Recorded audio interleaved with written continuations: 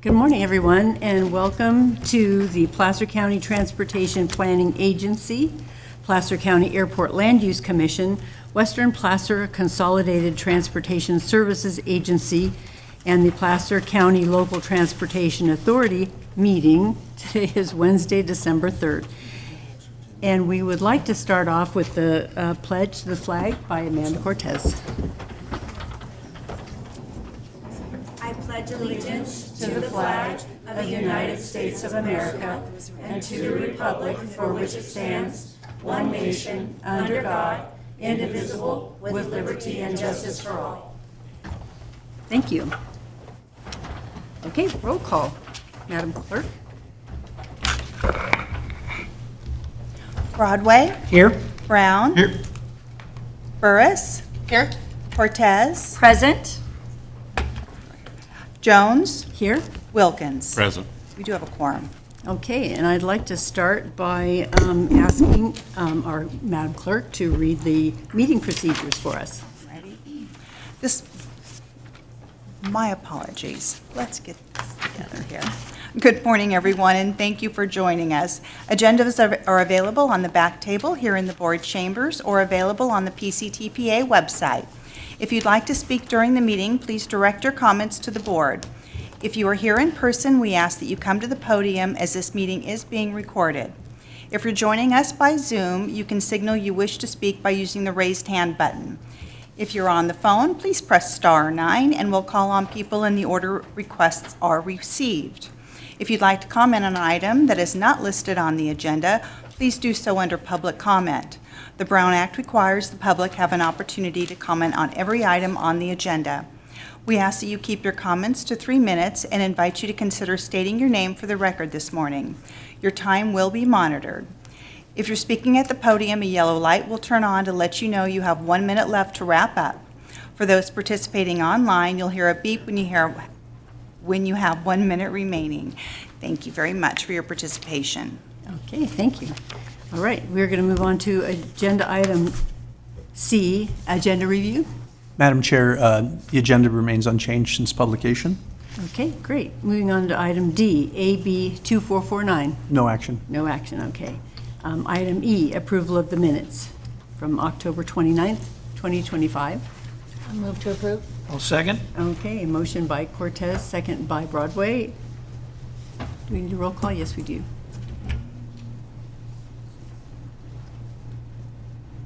Because Chair Howard is not joining us yet, we don't need to Oh, okay, great. So all those in favor, please say aye. Aye. Any opposed? Hearing none, motion passes. Thank you.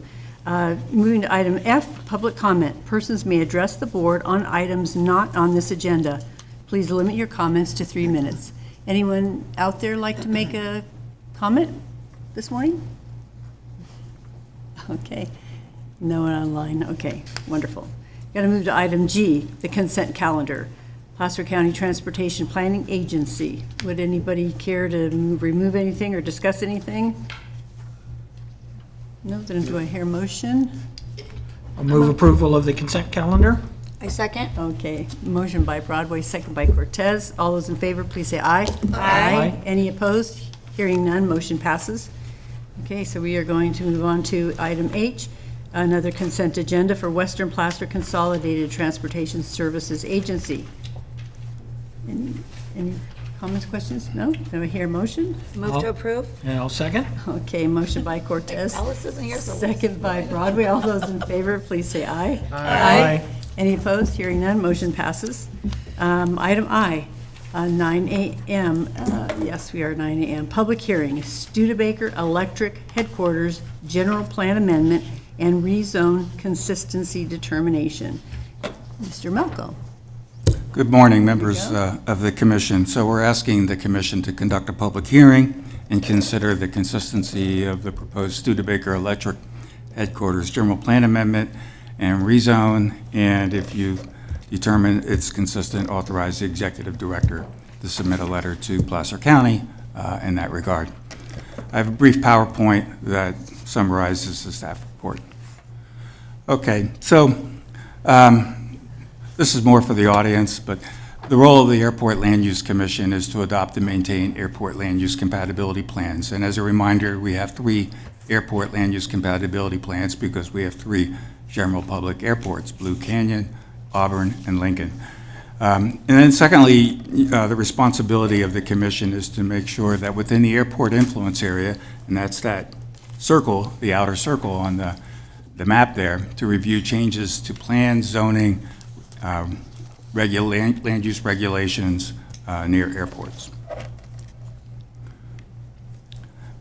So in regard to today's consistency determination, you have 3 potential actions. You can determine that it's consistent subject to conditions, which is our recommendation today, or inconsistent based upon specific conflicts.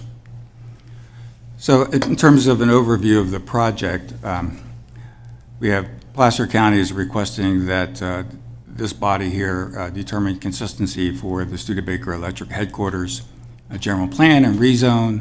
The applicant is proposing to relocate Studebaker Electric headquarters to 820 Brown Gables Road, unincorporated North Auburn. I have some maps that will show the location that follow here. And the project will require county approval of a general plan amendment, rezone, design review, and minor land division. Because we have determined the general plan for Placer County to be consistent, this body here is only reviewing the general plan and rezone entitlements. Those are the entitlements subject to this body's review. The minor land division and design review are not part of this consistency review. So the project site is approximately 22 acres, consisting of 2 parcels, which will be subdivided into 4 parcels, 1 industrial and 3, I call them ag-res parcels. I think technically Placer County calls them residential ag parcels. Yes. Yeah. Mhm. So that was a mistake because I used to work at the city of Sacramento, and that's how we refer to it. They're backwards. Yeah, so the existing zoning and land use will be reconfigured to these 4 new parcels. The initial phase includes construction of headquarters on a 5.5 acre light industrial portion, which is in the southern portion of the site, and that's located in Compatibility Zone D. The remaining 3 parcels are the residential ag parcels, and they will be developed in the future, depending upon what the applicant wants to do, and they're located in Compatibility Zone C2 and D. I believe the majority of those parcels are in Zone D.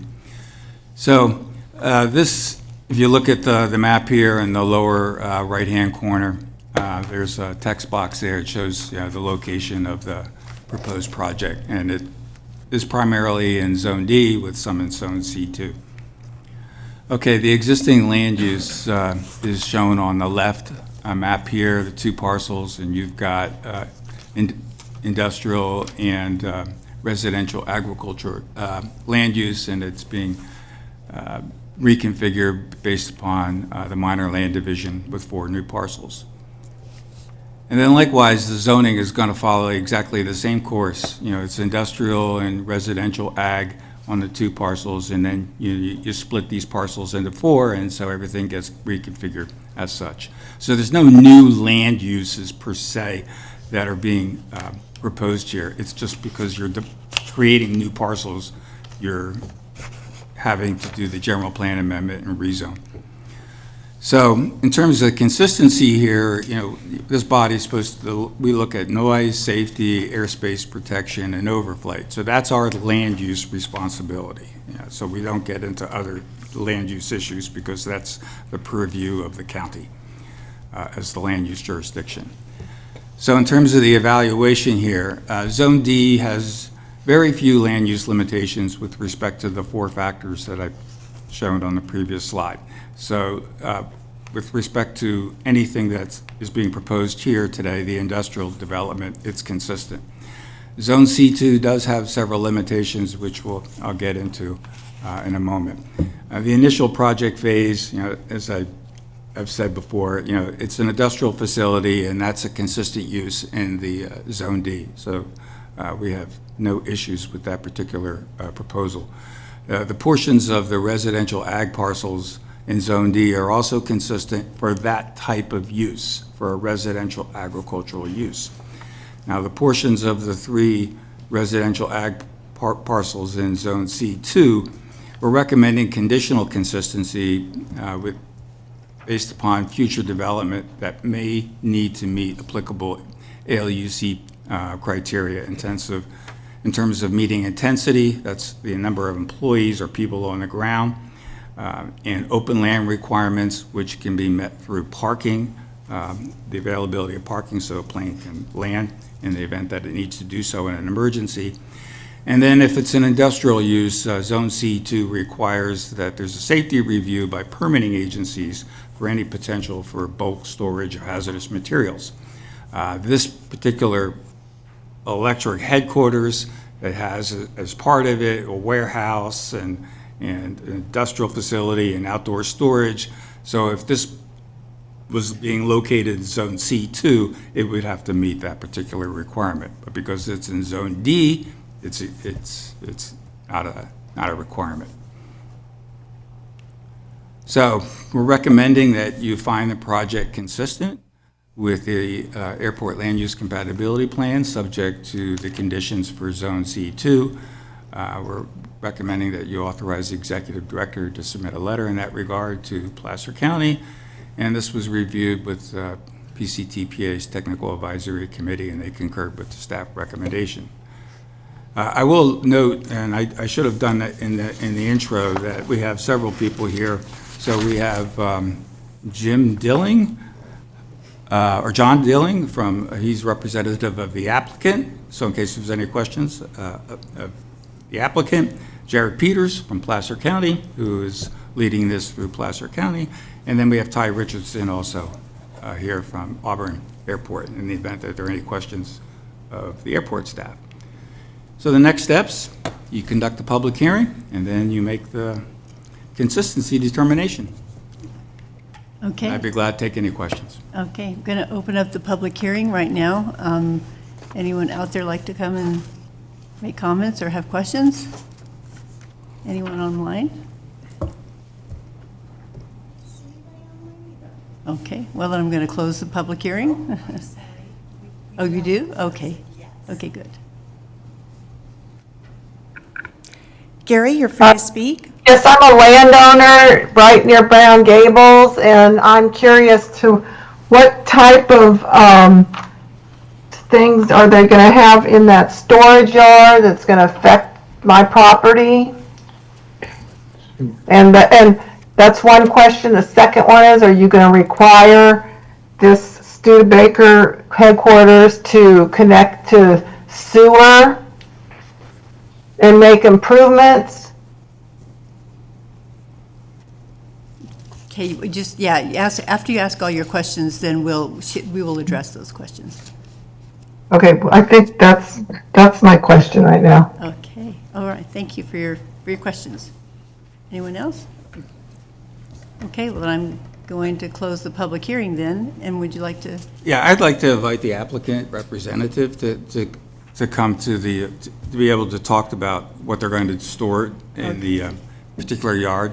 I will remind that because the facility is located in Zone D, it is not required under the ALUCP to have, any sort of requirements for a safety review for storage of bulk materials. That said, if the commission decides to require that condition, then you can do so, but we're not recommending that. Okay, good morning. Good morning, John Delling. I'm the architect of record on the project. David Studebaker, the owner of the project, couldn't make it to this meeting this morning, so he asked me to come. Thank you, supervisors, for this opportunity to share about our project. The outside storage, storage is kind of a broad term. What Studebaker Electric is involved in, they're a subcontractor who basically their work is out on projects out in the community and wherever. They're really not doing any industrial work there on their site. They have an office for their office employees and administrative work. They have a warehouse where they store all their bulk materials. And then they have a small repair shop. Because they have large trucks, their electrical work is primarily with size of projects like airport lighting, airport underground cable. They redid the Richmond Bridge over in the East Bay Area for all their coax and all their electrical. So they have larger trucks that have larger conduits, if you can imagine, for that kind of electrical work. The storage that we're proposing to use in the yard area is simply storing of these larger trucks. There's no intent to have large storage of bulk materials of any kind. That's what the warehouse is for. So to clarify that storage issue, we're primarily looking at storing their trucks when they're not in use. And to answer the other question, we are intending to connect to the local sewer. We have to obviously work through the whole sewer system here in Auburn, which has its own complexities at this point in time. But our intent and our goal is to connect to that sewer. Any other questions? Her other question was, did you feel what you're going to store in your storage space, will it affect her property or property values? No, it will be located in the far east part of the project, which in looking at the project on Google Maps, you'll see we're just very, very tree intensive. Oh, okay. And it's pretty well screened from any public view. So. Okay, great, thank you. Anything else you'd like to add, David? No, Okay. I have nothing. All right, I'm going to bring it back to the board then for comments and questions. I think one of the additional questions that she had was, were they going to be required to do any additional improvements as part of the project for not just sewer, but sometimes they do additional entry and exits or road work or different improvements. So I don't think that got answered. Okay, would you mind addressing that then? Yeah. And then-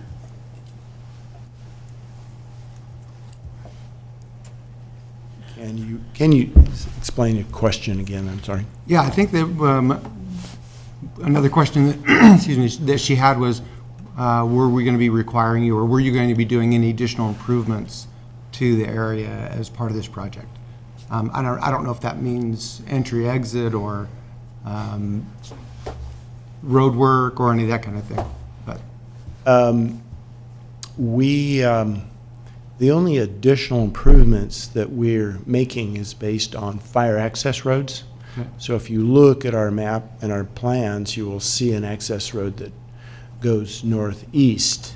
And we've been working with the local CAL FIRE from the very start to find out, and we've actually got owners of adjacent properties to the north and the east who have made agreements to be a part of that fire access road.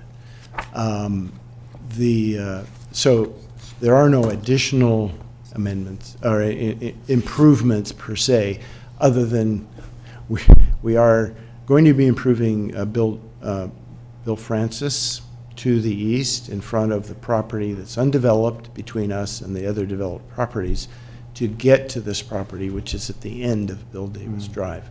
So we are going to be extending Bill Davis Drive, coming to our property. But other than just developing site building for the use of the property for Studebaker Electric, there are no other improvements.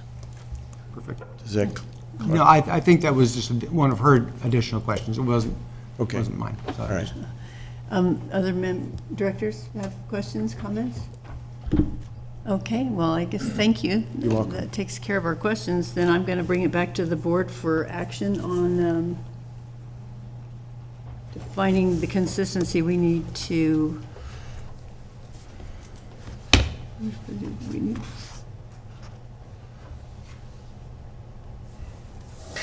We need to approve a consistency determination.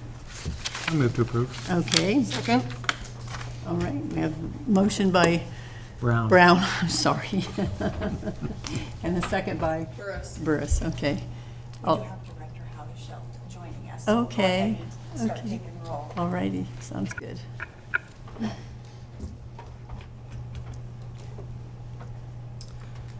Broadway, Yes. Brown, Yes. Burris, Yes. Cortez, Aye. Howdeshelt, Aye.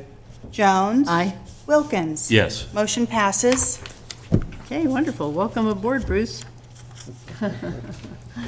Okay, we're going to move on to our next item, item J, Placer County Freeway Service Patrol, the FSP, change orders.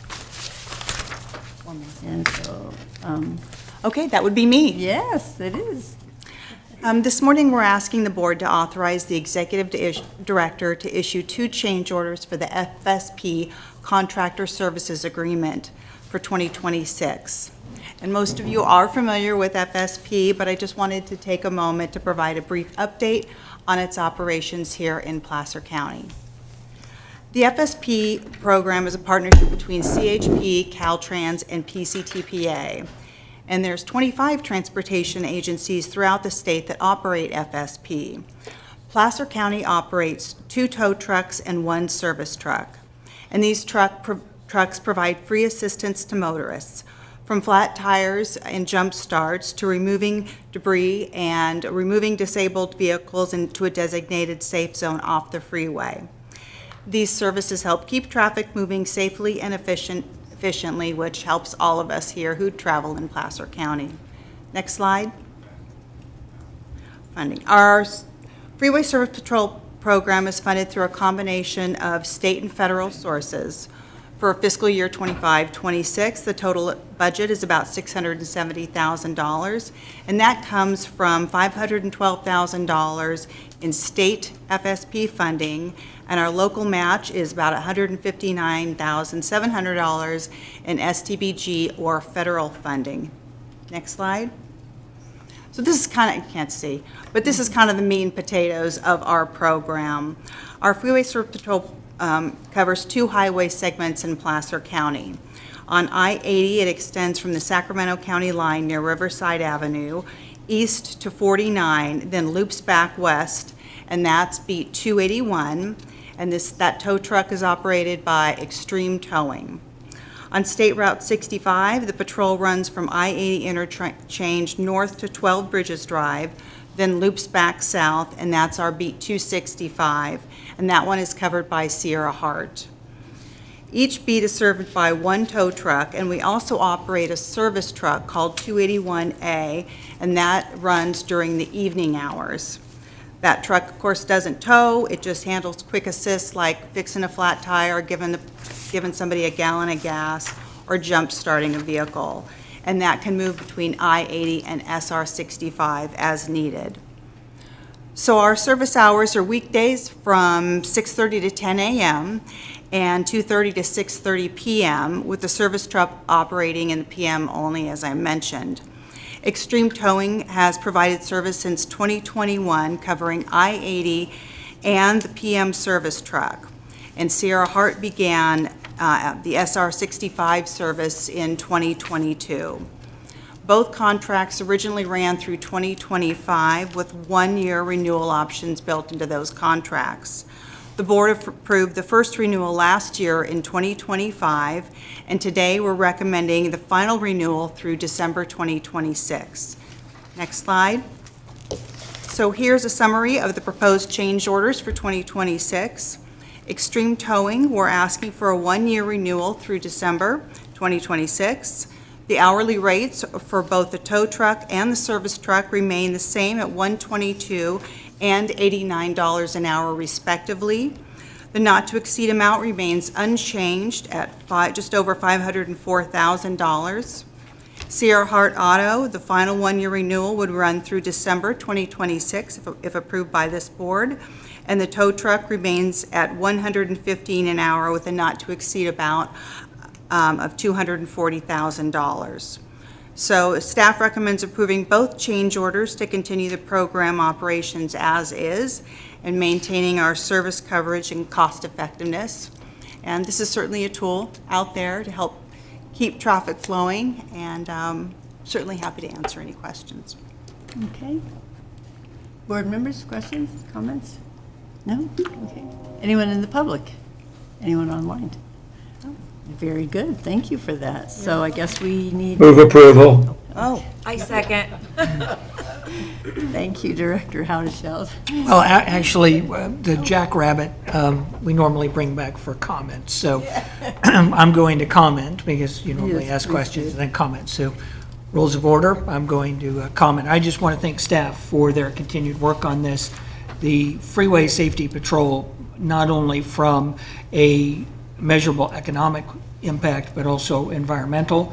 When you think about the public safety aspect of it, when you think about what it does for our public safety personnel, there's just regionally a tremendous benefit for a very small cost. And so I want to thank you for continuing to provide this. I think it just enhances what we have available to the residents as well as those who visit our area. So thank you, and Solvi, appreciate your leadership in this. That was part of my motion. Very good. I didn't catch you second. Okay, thank you. Right. Okay. Chair. You bet. Broadway, Yes. Brown, Yes. Burris, Yes. Cortez. Aye. Haudeshelt, Aye. Jones. Aye. Wilkins. Yes. Motion passes. Wonderful. Thank you. Okay, so we are going to move on to item K, adoption and certification of the final supplemental environmental impact report for the Placer County 2050 Regional Transportation Plan. And I guess Mr. Peterson, take it away. Thank you. Good morning, Madam Chair, members of the board.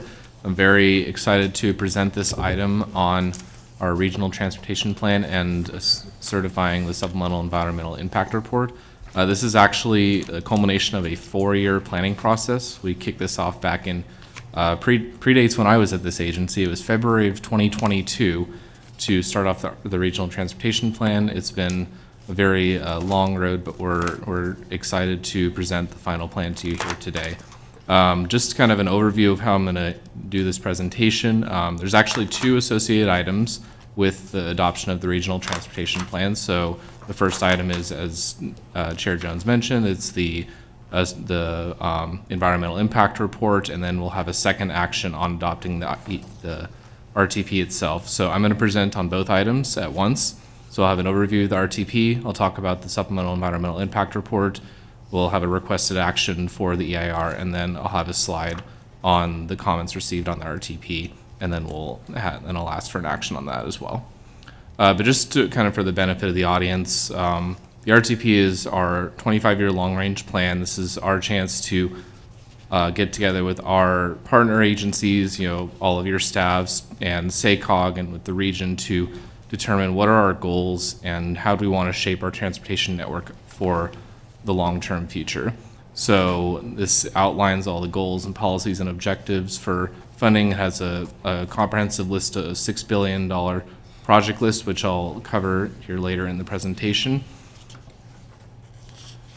So just kind of give an overview of what the RTP contains. So we're projecting over about 117,000 new residents by 2050. So we're sitting at about 420,000 now. So that will put us well over 500,000. Obviously, we don't see any signs that our growth is going to slow down. So we're looking at 63,000 new jobs as well as 54,000 new housing, and it's all together about a 30% increase from what we see today. As part of this RTP update, we did a very extensive outreach campaign. We did 2 rounds of outreach and went out into the community. Both Mike and I, as well as the rest of the PCTPA staff, were at pop-up events and festivals all over the county. We talked to a lot of people and did a couple of surveys as well. In total, almost 2,000 responses to our surveys asking the community about their priorities. First survey was about high-level priorities and kind of, would you like to see more roadway improvements, more transit, more, bike and pedestrian infrastructure? And then the second survey was about specific projects and broke it up into different regions of the county.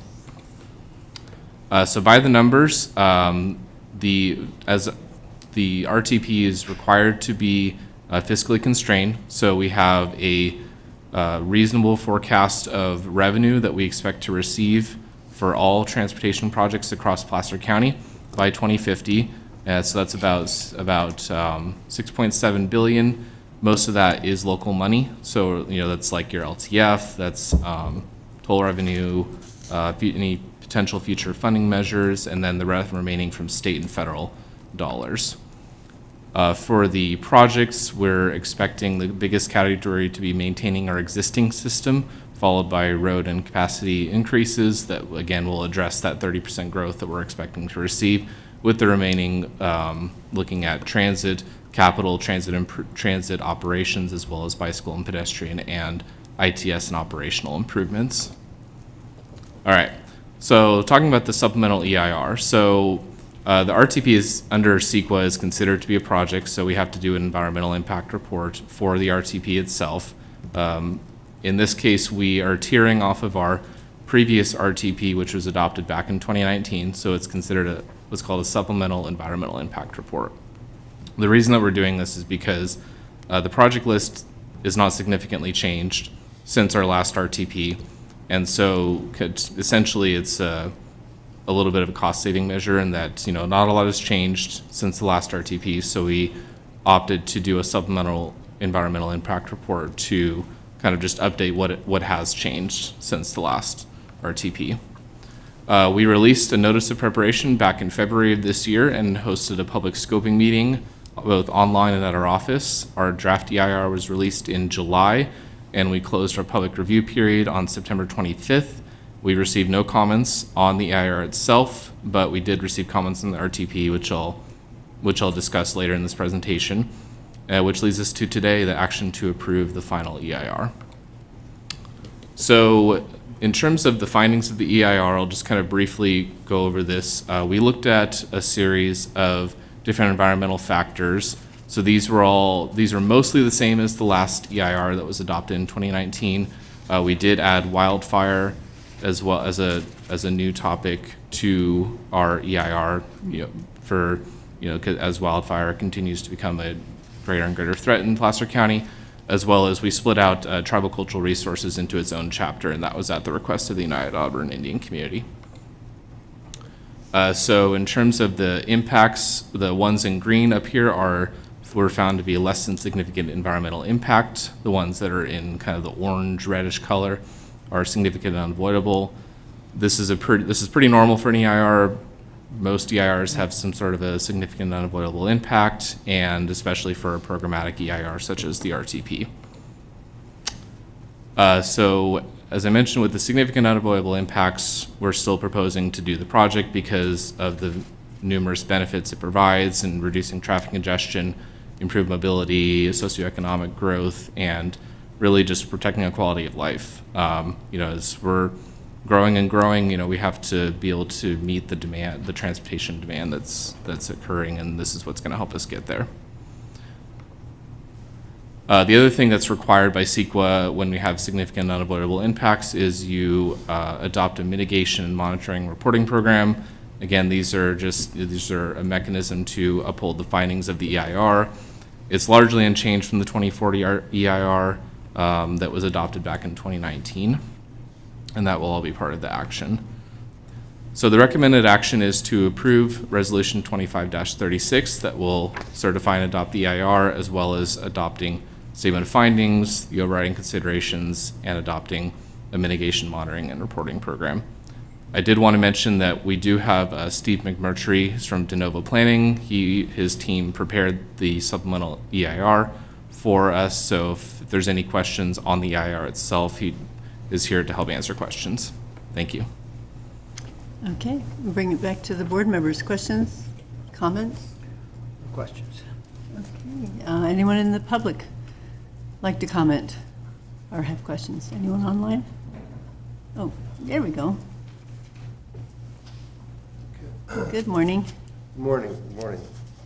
My name is Peter. The tall one right there. You're too tall for that one. Yeah, I know this. My name is Peter Eckler. I'm a resident of Rockland.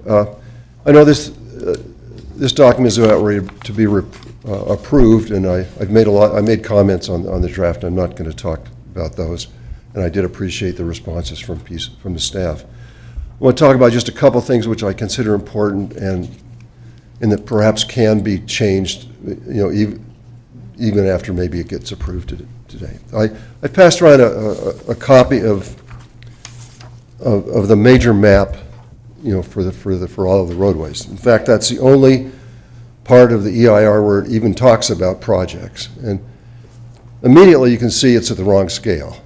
You can't squeeze a lot of information in. They've tried to squeeze in as much as they could, but and I understand it's a self-imposed constraint, and I understand it. You run, sometimes you don't have the budget or anything, but I've talked about maps a lot in some of my comments along the way on different projects. You have to leave enough money at the end so the public has information they can understand at a scale. Just have to try to do that. Okay, given that, I've heard comments that that's not going to happen. Okay, that's not going to happen. But there are three things that I think are important and that I think you really have to think about. Okay, the network shown is, and this is regionally significant projects for the year 2050. It's not a network, okay? There's only two, take out the interchanges in the freeway system, which are really, what happens is going to happen. There's only two local arterials shown, except for the Placer Parkway, which is going to happen after 2050. They are Baseline Road and Sierra College. Well, there's two, the most important major arterials are not even shown, and they are Watts Santucci and Blue Oaks, okay? Doesn't show any routes within Roseville. And you quickly looking at the map, you can see how important they are.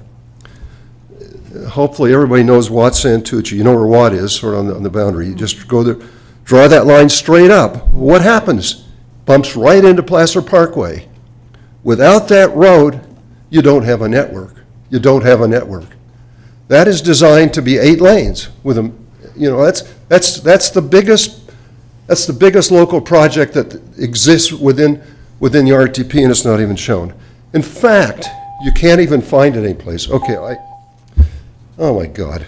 I just wish you had five. Just the other one, real quickly, the other one, Blue Oaks. And Blue Oaks does the east-west thing. It goes from the freeway, in fact, goes into Rockland, goes all the way to the same place. It connects to Placer Parkway. When you add those two, you finally have a network. The only reason they aren't shown is they don't have space. So if they would just add those two things, you finally have at least a figment of a plan where people can see what the priorities are. And anyways, and one just final, just to add to that, there's a list of all the regional significant roads. Under each one of them, just put a sentence or two of what actually is going to happen between now and 2050. It's a fairly simple thing to do, just a quick sentence. People reading it have no idea what's happening to all of those things. For some, there's really nothing. There may be existing conditions. But in some of them, there's actually 9 separate projects. Watts Santucci has 9 separate projects leading to that thing. It has to be done if you have to get a network. Yeah. And so those are just the 3 simple things I'm asking to be done. Make it a network, and if you can't do a new map, so be it. Okay. And add just a sentence for each one of the regional things. What is the overall, what's going to happen? How many lanes, 4 to 6? Okay. Yeah. So people know what's going on. Yeah. Those 3 things can be done. They can be done after. If you agree just to have staff do it, it can be done after the thing is approved. But they have to be done if this document is meaningful. We'll have right now, it is not meaningful. We'll have staff address your concerns. Thank you for your comments. Would you care to address that at all? Thank you. I'll take that. Okay, thank you. And first of all, I'd like to say, lots of times we go out there, and as Corey spoke, we got over almost 2,000 surveys and went to lots of community events. And, as public planners, we're always wanting to get more involvement from our citizens. So I very much appreciate Peter's passion and his comments on this, because he is somebody who actively reviews all of this and gives us a lot of feedback. During the public comment process, which I think ended at the end of September, Peter gave us over 35 comments, all of which we responded to, many of which were reflected in the final document, not necessarily all of them. And so I appreciate what Peter's saying. I will tell you that the map is absolutely accurate, and I would ask everyone to remember this is a global programmatic map of a 25-year plan. When we get into a specific planning document for a corridor or a project, you know, graphics, maps, associated sort of deliverables get, you know, they get more granular and that sort of thing. So from my perspective, I think the way we've, you know, graphically represented the 25-year plan to the scale is absolutely appropriate. And it's most importantly, it's absolutely accurate. So we appreciate it. We have to produce all of this to a budget. If money, you know, was no consideration, we could, you know, sky's the limit. But we're doing this to a budget. So appreciate the comments. We'll take it into consideration as we move forward with more planning documents. Thank you. Great, thank you. Board members, questions, comments? Okay, no, all right. I was going to say that, in addition, this is something that's updated every 5 years, right? Okay. So as time goes, I would agree with you that you have to put in there. And I also agree that more information is good, too, about what's going on. But being that it's updated every 5 years, you know, we put in what we can, and to your comment, it has to be a budgeted thing, so. Okay, all right. Yes, please. Just in agreement with Ben here and with Peter's comment, you know, I think visually when we're trying to get feedback from people, especially when we're doing public engagement in meetings, you know, we have a very firm grasp of the nomenclature. We're very familiar with a lot of this. We are reviewing it every 5 years. Some of us have been on this board for more than a term, so, you know, we're very familiar with it. And it couldn't hurt to segment out the map, so you can do a larger map and then break it into segments so that people can get a more granular view, just so that different folks whose minds work differently can digest the same material and the same information. It may add a couple pages to the report, but you know, I think the visual aid would definitely be helpful, even for me. So I would love to see, you know, whether it's during the next plan or during future documents, even if it is at a broad overreaching level. I did notice the map that Peter provided us was not as detailed as the map that we have here that was provided to us. This does have quite a bit more breakdown on what each of the individual indicators are. This is a great start, but if this was, you know, 2 more pages where it broke it into section A, B, and C so that I could see a more zoomed in view, more to scale, couldn't hurt, would definitely love it. But I do appreciate the work that staff has put into this. I know it was extensive to say the least, and it's never fun to get the Monday morning quarterbacking, especially when it comes to visuals. But we can't understate how important visuals are, especially to the public, to help them understand the incredible complexity of what it is we do on this board. Thank you. Thank you. Okay, if there are no further comments, then, Director Howard, please. Yeah, thanks, Chair. I was curious, at what point do all of the projects in the RTP have to be done before we initiate a new EIR? Or is it always going to be a supplemental EIR? Because I would love it that if we had some projects and we had an unconstrained, you know, scenario where we had unlimited funding and got some of these projects done. Yeah. The answer is no. It's not required to have completed all the projects before you initiate a new EIR.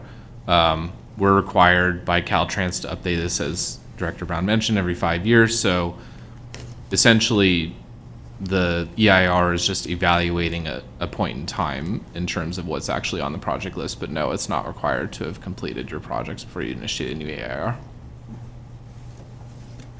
Okay.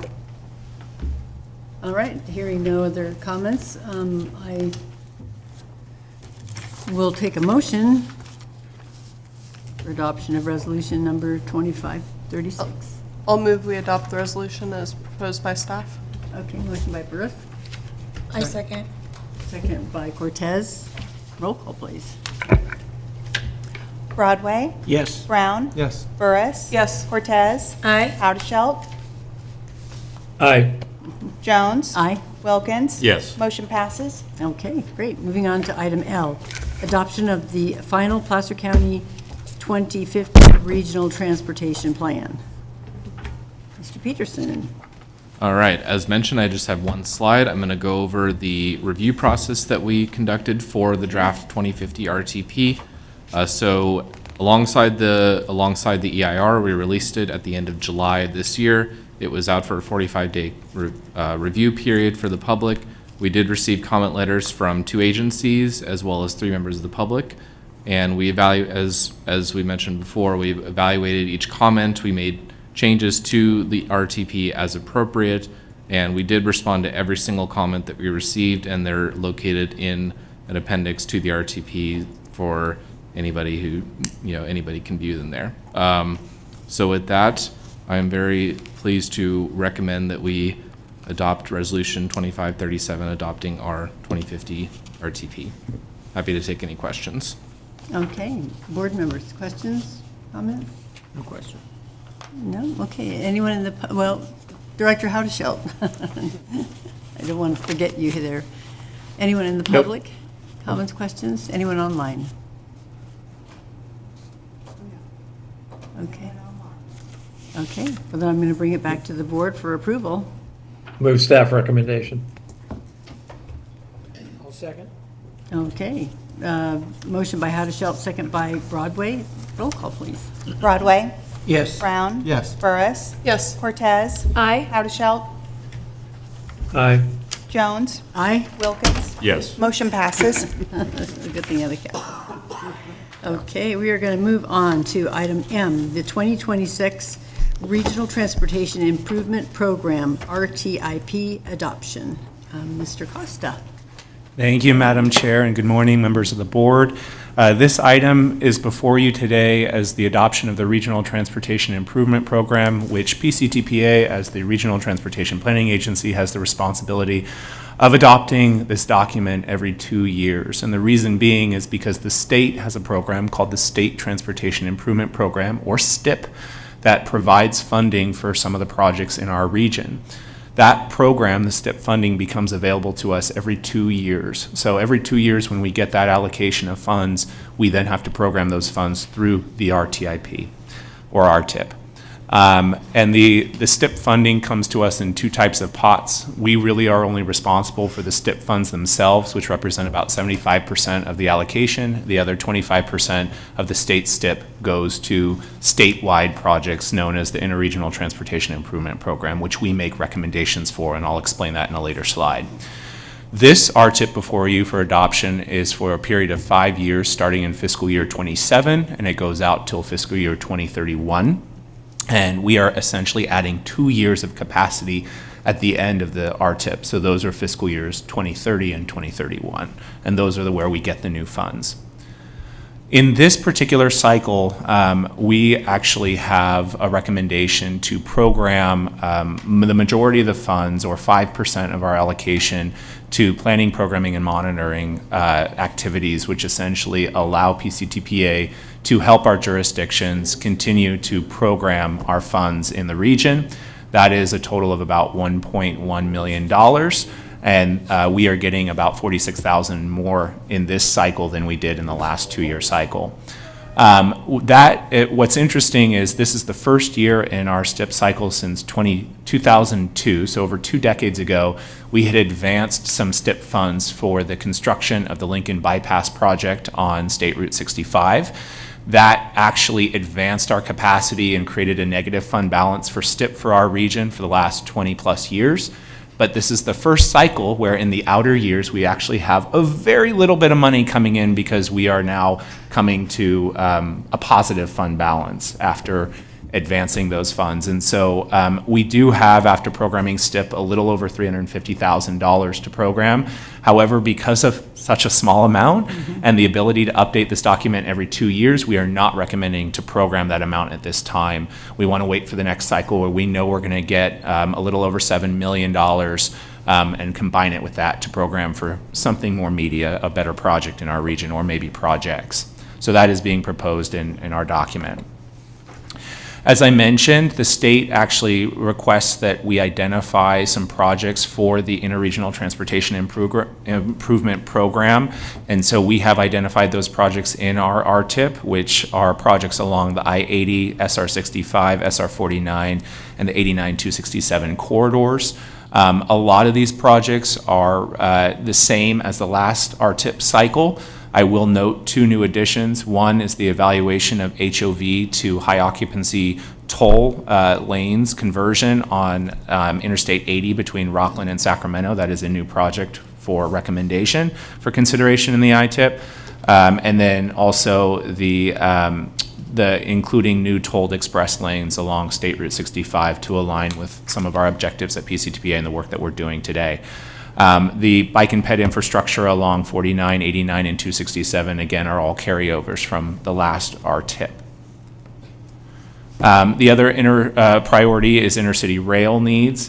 This, again, is also a carryover from the last RTIP cycle, which is the third track project between Roseville and Sacramento, adding that additional capacity for future round trips. And then the other thing that we are adding in this RTIP is the feasibility study and work that we're doing to increase passenger rail service between Sacramento and the Reno-Sparks area with connections to the North Tahoe area and Truckee. The other requirement that the RTIP has is that we are to identify potential candidate projects for Highway to Boulevards funding. It's a statewide program. Again, this is just a recommendation to the state. It does not guarantee us any funding. And aside from improving, or I would say infilling the gaps that are still existing along the SR-49 corridor in the Auburn, North Auburn area, we are also recommending some potential future overcrossings along positions on Interstate 80, SR-65, and then SR-49, which are noted on this slide. And again, these are actually a carryover from the last Regional Transportation Improvement Program as well. With that, I'm happy to recommend that the board adopt a resolution adopting the 2026 RTIP for submittal to the state. We do have to submit that by December 15th. And this actually was also concurred with by the Technical Advisory Committee. I'm happy to answer any questions the board may have. Okay, board members, questions, comments? No? No? Okay. Director Howdeshell? No? And no one in the public? No one online? Okay, I'm going to bring it back to the board then for action. I'll move approval. Okay. Second. Motion by Broadway, second by Burris. Roll call, please. Broadway? Yes. Brown? Yes. Burris? Yes. Cortez? Aye. Howdeshelt? Aye. Jones? Aye. Wilkins? Yes. Motion passes. Okay, great. All right, we're going to move on to item N, selection of chair and vice chair for 2026. Mr. Click? Thank you. Well, it's that time of year again, so as part of our bylaws, we've got to go ahead and select a chair and a vice chair for 2026, and we do want to thank Director Howdeshelt for his chairmanship this year. There is a rotating order in the bylaws that we usually follow, and so the action requested would be to designate a member of the board from Placer County as chair for 2026, and the member from the city of Auburn as the vice chair for 2026. So that is the action before the board from staff. We recommend approval. Okay. Board members? Given we have 2 representatives from the county, do we need to specify who the representative from the county will be? I think traditionally, the board does that themselves as part of their assignments, so I don't believe we have to designate whether it's Supervisor Jones or DiMattei. I believe they will make that decision. Solvi, is that accurate? That's been how it's done, yes. Okay. If you're going to arm wrestle, let us know. When so he we gets can come back see. in town, exactly. We All right. will discuss it. Well, given that, I'll move approval. It looks like. There you go. I had my hand Oh, up. sorry. Director Broadway. Howdeshelt, because we also need to talk about the vice chair. We have to take public comment on it too, don't we? Yes, we do. Member Broadway? I'm just trying to follow your lead. You are a jackrabbit. In all seriousness, it's been, I want to thank Vice Chair Jones for filling in on a couple of occasions this year when I wasn't able to be there in person. So I appreciate that. I know that's, even though it's, you prepare for these meetings, chairing meetings is often an extra element of preparing for the meeting. So thank you for that.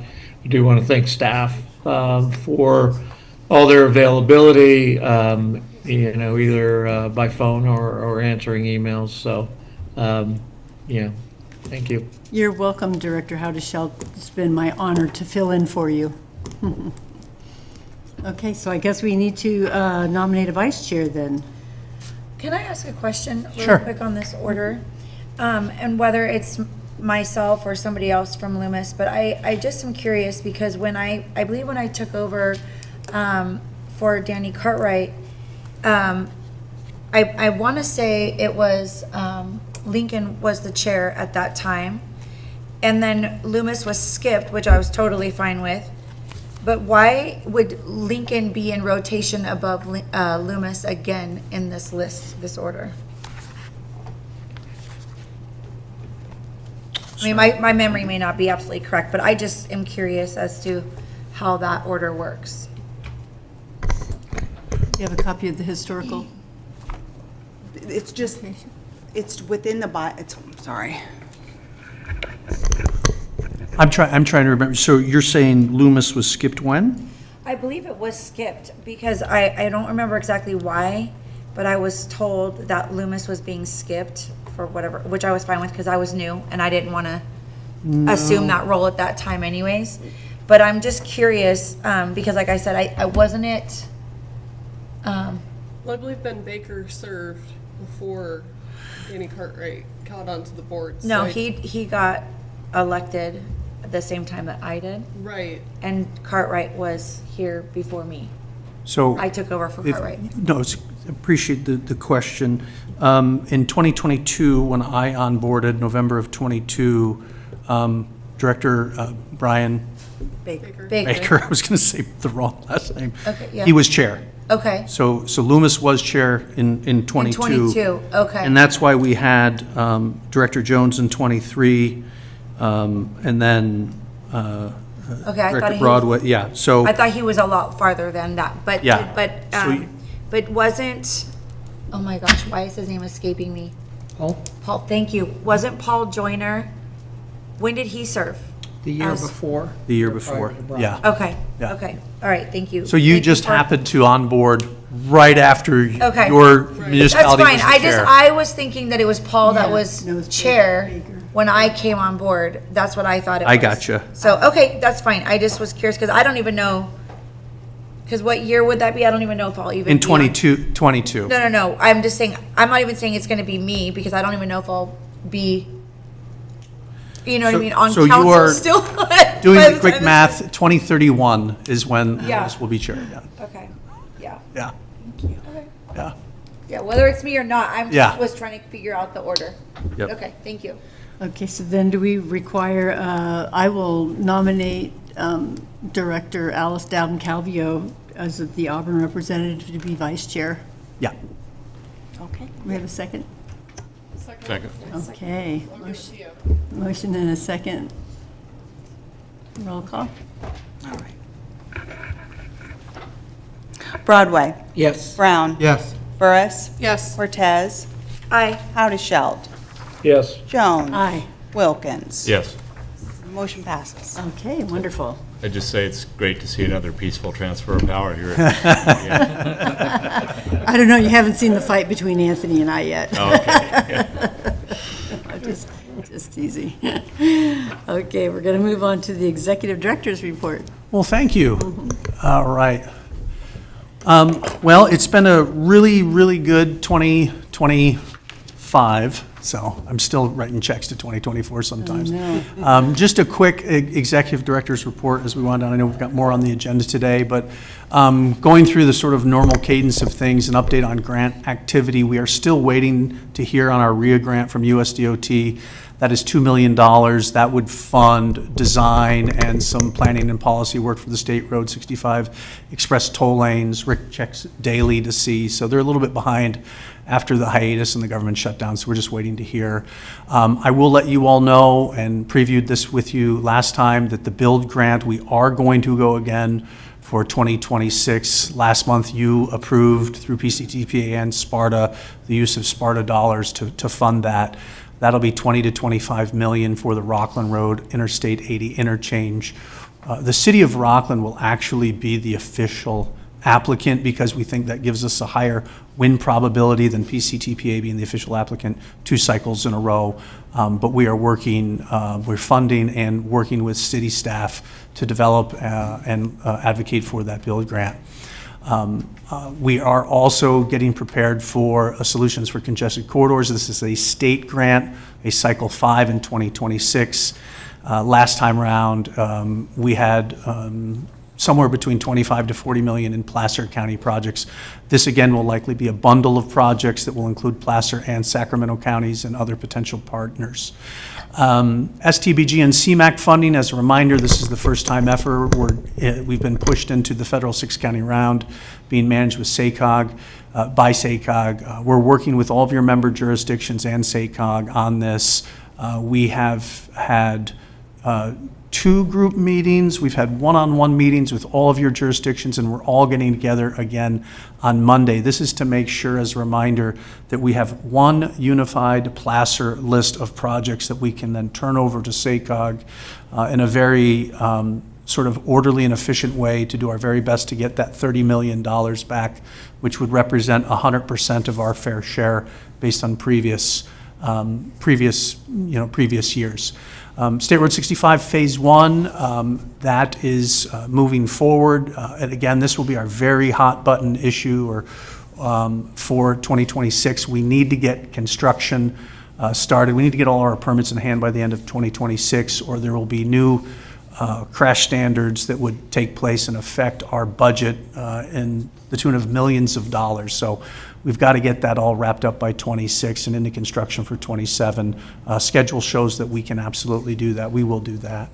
State Road 65 express toll lanes, we're also working on environmental revalidation, referencing the RIA grant above, but future phases of work beyond the environmental revalidation will be RIA grant dependent, meaning if we don't get that RIA grant and we've got to self-fund that, we'll have to think about the timing of those future phases of work, especially in light of the fact that we have a widening going on with the build grant for 65 Phase 1. Something new on your agenda, the 8065 Interchange Value Engineering Workshop. So much like we've pivoted after the sales tax measure of 24 to look at a different way to bring forward improvements to State Road 65 to keep up with all of that growth that Corey mentioned in the regional transportation plan, we have to rethink 8065. That is an $800 million capital program.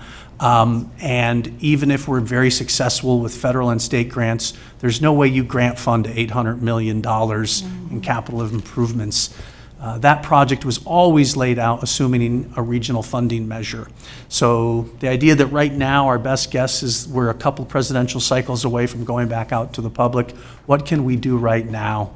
Quite frankly, a great deal of our transportation system in the county works really well. It works really well comparatively to the 6 counties and to the state.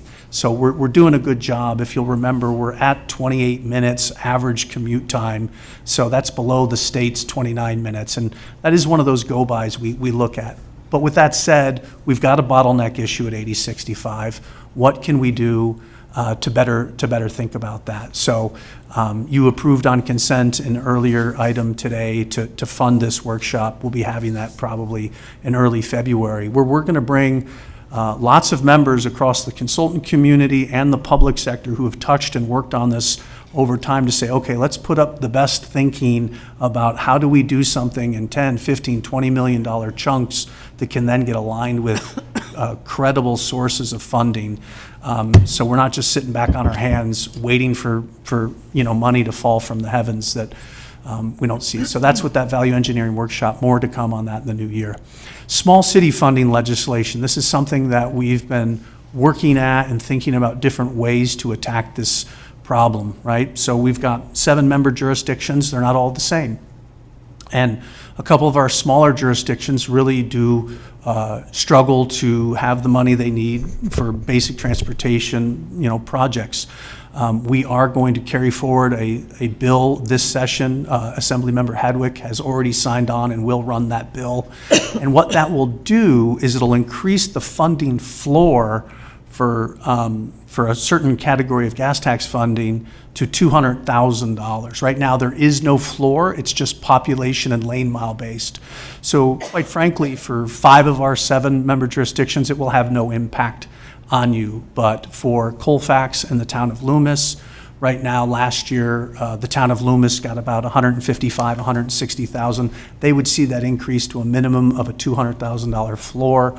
Colfax got about 54,000. They would see that go up to 200,000. So this is really to try to help 2 of our smaller member jurisdictions to get some baseline floor.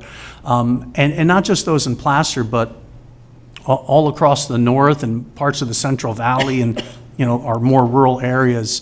These folks are just, their roads are crumbling. And the analysis we've done is this would take away this new sort of, I'll just call it a rule, this would take away less than 0.4% of funding from the big jurisdictions like, think Los Angeles and San Francisco. So I'll be reporting back in 2026 on the progress that we make on that. Assemblymember Hadwick, she was great. She's very enthusiastic. Her chief of staff is very enthusiastic. Had a good meeting with them last month. Just lastly, or close to last, we're hosting the CTC in January. It'll be January 29th and 30th. We'll have a reception January 29th at the grounds. Nice feather in our cap. We did this a couple years ago, but CTC actually called us, reached out and said, we'd love for you to host for the region. So we're excited to be doing that, to just welcome them and just to kind of remind them of, who Placer is, where we are, and what's important to us. And I do want to thank Chair Howdeschelt for his leadership this year. It's been fun. No plaque, but we'll have a bundt cake for you, Bruce, when you get back to town. And then lastly, we've got Rick's retirement. This is Rick's last board meeting. Yeah. Rick retires on the 29th of December after 32 years of service to a lot of public agencies and the public in California. 5+ years with us, Rick? A little less than 5. Little less than 5, okay. So just so you know, with the holidays and everything else, Rick has decided he'd like to have something in January. So if any of you would like to come by in the evening in January and have a celebration with us, just reach out to Solvay. We'll be planning something for Rick. Rick, I don't know if you'd like to say anything or not, but I'll welcome you to... Completely off the cuff, unprepared. That's how I like it. Yeah. It's been a great pleasure working at PCTPA. I think it's a fabulous organization, fantastic staff. Appreciate working with all of your staff. You guys have some great staff at your agencies. And I will miss a bit of this, but it's sort of into the next chapter of my life and a lot more golf and a lot more travel in my future. And I have some folks that are interested in having me do a little work, so you may see me a little bit here and there, a little part-time work, so I don't get too rusty. But I want to thank all of you for all of your support over the years for all the work that we do. Thank you, Rick. Rick is a lot more than an engineer. He deals with funding, he deals with programming. Because he's been in the area for so long, he's just got a lot of historical knowledge. And so it's hard in a couple of moments just to sum up everything you've done and everything you've meant to us. I really do appreciate it. And if I'd point to one thing, talk about the orderly transition of power. Rick's really gone well above to make sure that Corey and the rest of the staff can transition and onboard to fulfill Sparta and some of the roles that he's So I really do appreciate that leadership. So that's a wrap on that one. And then just lastly, I noted in my note to you on Monday that General Counsel Deanne Gillick has left Sloan Sakai back to the public sector. A birdie told me she's at the City of Rockland now, Mr. Broadway. But we're happy for her. And I do want to let you know that Osman Mufti, with a partner with Sloan Sakai, will be taking over as our general counsel. Osman is with us today. We had a good transition meeting with both Deanne and Osman last week, and so we feel like we're in good hands. We're not worried. Hard to see Deanne go. We very much appreciated all of her service, and but we're happy for her. So with that, that concludes my report. Okay. Thank you, Chair. All right, thank you for your report. And thank you, Rick, for speaking, and we will miss you. But we're all excited, I'm sure, for your future chapters. Okay, so, board direction to the staff. Madam Chair, if I might. Yes, you certainly may. One of the regrets I have not being there is that Rick has a pretty good tie collection, and I couldn't really see exactly. He usually wears a holiday tie. He does? Yeah, He's got the camera's not on it, Rick. It looks like a snowball and a Maybe our snowman. Can IT focus on his tie? Yeah. Oh, IT, are you listening? It is in fact a holiday tie, and it shows Santa Claus with a golf club in his hand. Now hold it up high. elf Now in the hold it golf up. bag. Rick, hold it up higher. Rick, hold it up. There you are. There you go. There Thank it you is. very much. Give it- Picked it out thinking, I'm going to be doing a bit more golfing, and so it's the perfect little Christmas golfing tie. Yeah. Go out Well, on and I was, I forget, you have Jerry Garcia ties, do you? And Mick Jagger ties? What? No, Mick Jagger. I do have a good collection of Jerry Garcia ties, and All right, well, I'm disappointed you're going to be doing consulting work, because I was looking forward to adding to my tie collection and borrowing some of yours. Sell But thank you for your excess great ties here work. at the next meeting. Okay, thank you all. Board direction to the staff, anyone else? I would just like to wish you all a very Merry Christmas, Happy New Year, and great holidays. Thank you. Okay, informational items are available. And now we're going to adjourn to closed session. So do we have conference room A? Yes. Okay, all righty, good. Yep. Let's,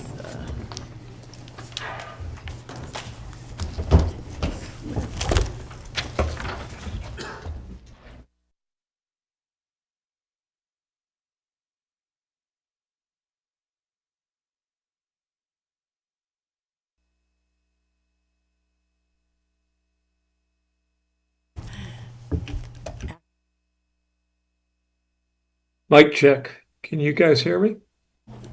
Okay, everyone. Thank you and welcome back. We were just in closed session to consider the performance evaluation of our executive director pursuant to Government Code 54957 and a conference with labor negotiations, and to report out that no action was taken. Okay, and so now, that's really all we have. Our next meeting is going to be January 28th. January 28th, because this is our new schedule, meeting schedule?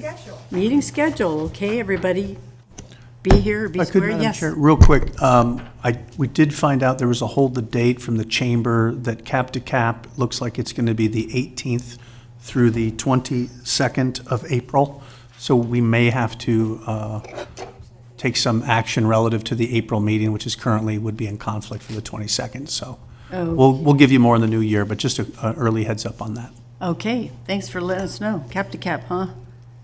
Great. All right. Any other business to come before the board? We are adjourned. Thank you, everybody.